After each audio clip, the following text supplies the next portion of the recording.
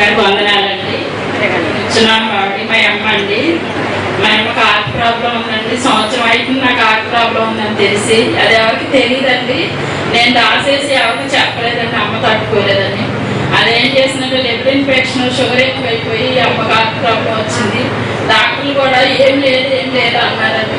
ఏం లేదంటున్నారేంటండి. మా అమ్మ గుండెలో నొప్పిపోతుంది, యాంజియోగ్రామ్ చేయమని రాజమండ్రి వెళ్తే అక్కడ ఆరోగ్యశ్రీ ఆపేసారు. ఏలుగు తీసుకెళ్తే నేను యాంజియోగ్రామ్ చేయించుకోనమ్మ, నాకు భయం వేస్తుంది, చనిపోతానేమో అంటాను. అలా కనకమ్మ మేము ఉన్నాం, దేవుడు ఉన్నాడు కదా నువ్వు అలా అని చెప్పాను. ఆశ్రమ హాస్పిటల్ మామూలు చెకింగ్ చేద్దామని తీసుకెళ్ళాక ఈసీజీ తీసి ఏం లేదమ్మా మీ అమ్మకి తీసుకెళ్ళిపోండి అన్నారు.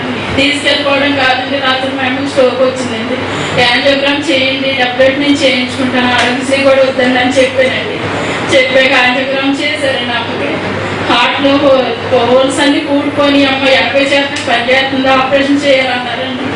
ఆపరేషన్ చేయాలంటే మా అమ్మ భయపడిపోయి ఆపరేషన్ చేయాలని కూడా మా అమ్మకి చెప్పలేదండి. వారం రోజుల తర్వాత థియేటర్కి రేపు వెళ్ళి తీసుకెళ్తారని మా అమ్మకు తెలిసిందండి. అమ్మ నన్ను ఏం చెబుతున్నావు అమ్మ, నాకు భయం అవుతుంది, ఉంటే ఉంటాను పోతే పోతా, నన్ను తీసుకెళ్ళిపో అమ్మ అందండి. అమ్మ దేవుడి మీద నీకు నమ్మకం ఉందమ్మా అని అడిగానండి. అంటే దేవుడి మీద నాకు నమ్మకం ఉన్నా నాకు భయం అవుతుందమ్మా, ఎన్ని రోజులు ఉంటాను నాకు తెలియదు కానీ నన్ను ఇంటికి తీసుకెళ్ళిపోమ్మా అందండి. అమ్మ దేవుడి మీద నమ్మకం ఉంచమ్మ, నాకు ధైర్యం ఇయ్యమ్మ, నువ్వు నా గురించి నువ్వు ఆపరేషన్ చేయించుకోమ్మా, నువ్వు కొన్నాళ్ళు మా ముందు ఉండాలని నేను అనుకుంటున్నానమ్మా అన్నానండి. అన్నాక అయ్యగారు ఎంతో మంది పాస్టర్లు మాకు ఫోన్ చేస్తున్నారు కదా, మాకు ధైర్యం అయితే లేదండి. నాకు 5-6 సార్లు అయ్యగారికి చేసిన ఫోన్ కలవలేదండి.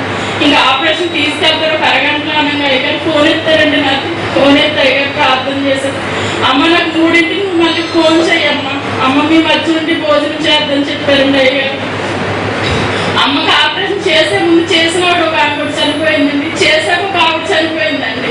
4గురికి చేస్తే 4గురు ఇద్దరు చనిపోయారండి. మా వాడు అందరూ టెన్షన్ వచ్చి ఇంటికి వచ్చేసారంటే అసలు ఎవ్వరు లేరండి. నేను ఒక్కదాన్నే ఉన్నాను. ఒక్కదాన్ని ఉంటే అమ్మ భయపడిపోతుంది, చేసాక షుగర్ ఎక్కువైపోయింది, అసలు సోయిలో ఉండలేదు. 42 గంటలు బతికితే బతికినట్టు లేకపోతే లేనట్టు అన్నారండి. నేను దేవుడి మీద బాగా వేసి 3ంటికల్లా అమ్మని ఇచ్చారండి బయటికి. అయ్యగారికి ఫోన్ చేసి ఎప్పుడు ఫోన్ ఎత్తారు, ప్రార్థన చేశారండి. అమ్మకైతే బాగానే ఉందండి, అంతా బాగా పాట పెట్టాలండి అమ్మ దేవుడికి అని అయ్యగారితో ఆ రోజులో చెప్పానండి నేను. మంచిది.